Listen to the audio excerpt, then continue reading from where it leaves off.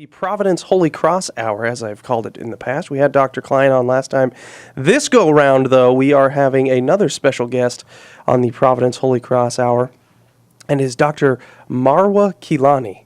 Did I say that right? Yes, that's correct. Whew, all right, I'm done. Actually, I thought I got your name right. The pressure's off. No. But you can go to providence.org/Holy Cross to learn more information about Providence Holy Cross Health and Services. Or you can keep listening. And Dr. Kilani, you are the Director of Palliative Care Medicine at Providence Holy Cross. That's correct. We'll get to that in a minute. Yes. But first I wanted to ask you, what is your background? Where are you from? Did you always want to be a doctor? Let's start there. Where are you from originally? Well, I was born and raised here in Southern California, actually born in Culver City, but pretty much had grown up in the Valley. My mom actually started working at Providence Holy Cross back in 1973. Wow.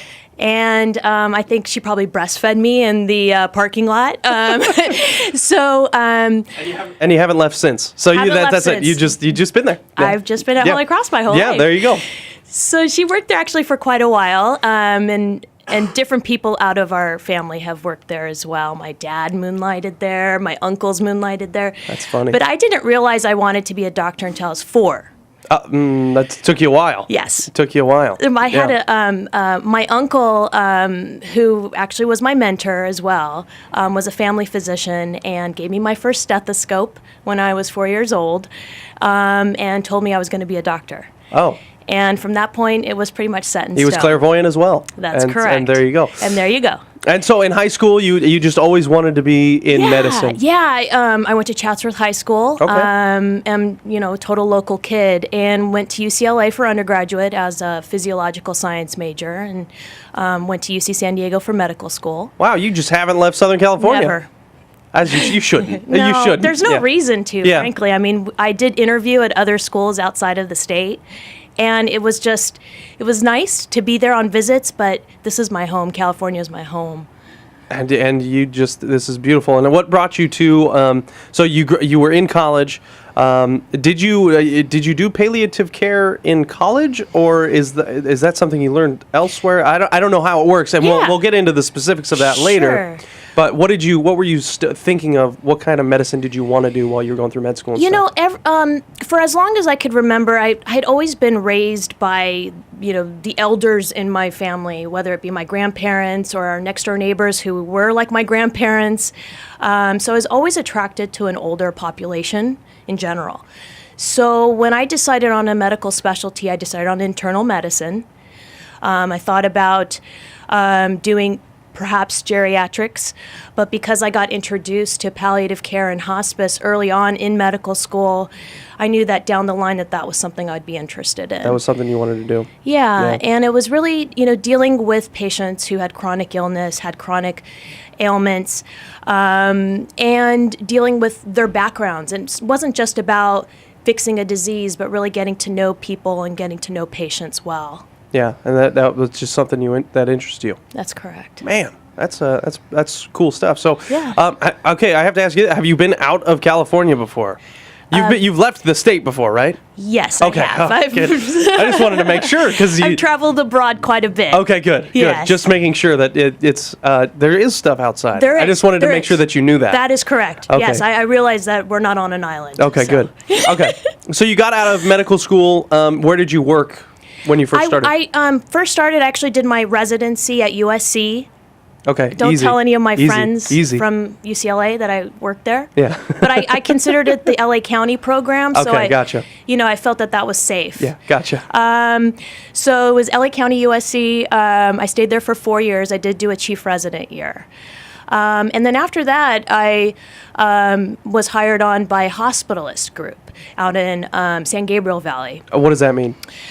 So hospitalists are either internists or family practitioners that work only in the hospital setting. They take care of patients that are being hospitalized for whatever reason, whether it be for operations or, they have a pneumonia or whatnot.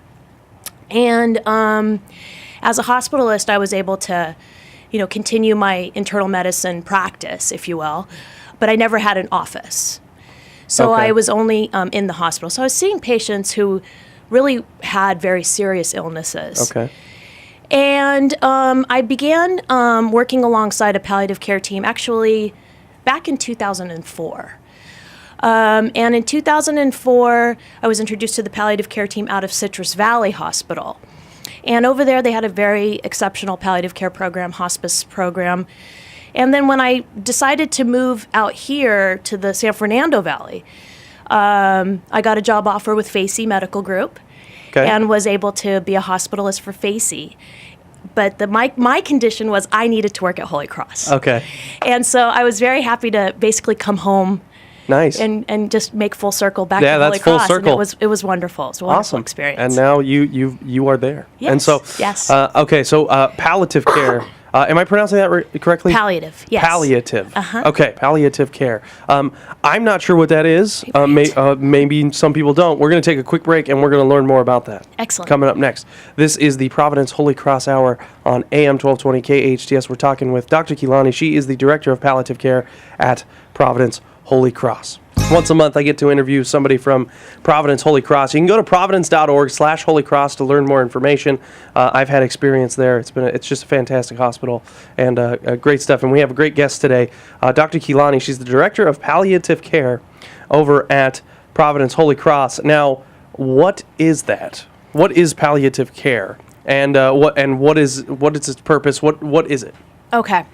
Well, palliative care is a medical specialty. It is a specialty that is dedicated to taking care of patients and families who have very serious illnesses. Now, I mean serious as in either life-threatening illnesses or chronic conditions that patients are dealing with. And it's administered by a team. The team comprises of trained and board-certified individuals that are physicians, nurses, social workers, chaplains, and these folks really get to know the patient on a whole person level. So it's really kind of a holistic approach to medical care. Okay. So we never look at the patient just as a disease or an illness. We look at them as a whole person, because these are people that are dealing with a chronic illness, and they're also dealing with other things in their lives that may be affecting their illness. So such things as a person who's undergoing chemotherapy for cancer. They may have a lot of stresses in their lives because they're maybe perhaps a young individual and they've got young children and they're worried about their children. Okay. Or perhaps they're afraid of dying. These are things that have to be addressed, and these patients need the support. And so when we talk about palliative care, we consider it an extra layer of support for these patients and families. Palliative care is not end-of-life care. Okay, so that was my next question. So it's not the same as hospice care? Right, but it's in Okay. the spectrum of hospice. So actually, as a specialty, it's hospice and palliative care. Oh, okay. But palliative care can coincide with curative measures, such as chemotherapy, patients who are getting aggressive heart and lung remedies. Okay. I've had a patient who was waiting for a heart transplant. Okay. And So you're talking about like a really intense type Yes. of, whether it be conditions or type of surgeries that maybe people have, or different Exactly. procedures that people have. This falls Exactly. under that realm. Absolutely. And so we never take over the care. It's always a collaboration with their medical team. And when we get to the point where a patient is terminal and at the end of life, that is when the care is essentially handed over to the hospice team. So, and that's where again, a team of individuals, highly trained, board-certified individuals who will care for their patients at the end of life. And so, okay, so and not necessarily, I don't know how to word this. It's palliative care. There's still, I don't want to say hope, but Yes. is that a good word to say? I don't know. I feel weird saying that. But there's still Curative options, lots of cures treatments. is what I guess is what I would What say. I call it disease-modifying treatments. Okay. So things that can be done to either, prolong your life or make your life better, is palliative care is coinciding with that level of care. And so you work with not only the patients, but also the patient's family as well? Yes. And so what do you do, like therapy? What types of Well, things do you do there? it sure seems like therapy Yeah. a lot of times. Because you're a medical doctor. That's correct. And so, I mean, do you So sit and- oftentimes we get together with our patients and families and have family conferences and get to hear everybody's perspectives and make sure that we're honoring our patients, advocating on behalf of our patients, so that the families are engaged as well.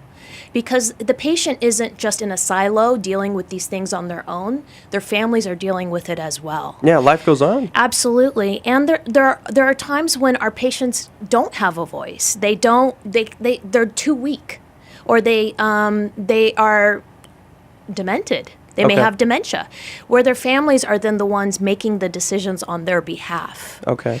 So we have a lot of interaction with the patients and families, and we have a lot of interactions with the entire medical team, if you will, to really make sure that everyone is on the same page.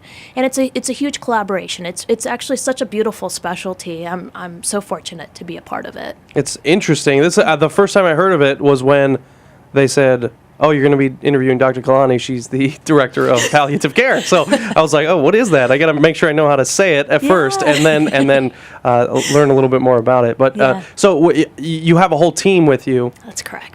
from like From Holy Cross. Yeah. So you said you do you have like therapists plus social workers plus Yes. all of those things are covered, right? So I just have to say I have an amazing team. Leah Phillips, she is a certified hospice and palliative nurse who has been at Holy Cross for, I think over 20 years. Victoria Yogues also is a registered nurse, has done ICU level work, and has been working with our palliative care team for over 3 years. Lisa Pichon-Getzel is our social worker. And the one thing that is wonderful at Holy Cross is we have a team of chaplains. So we get to work with all of our chaplains throughout the hospital. Fantastic. Awesome. We're going to take another quick break, and we're going to talk more with Dr. Kilani about palliative care. Dr. Kilani is the director of palliative care at Providence Holy Cross. You can learn more by going to providence.org/Holy Cross. Quick break, more Providence Holy Cross Hour coming up next.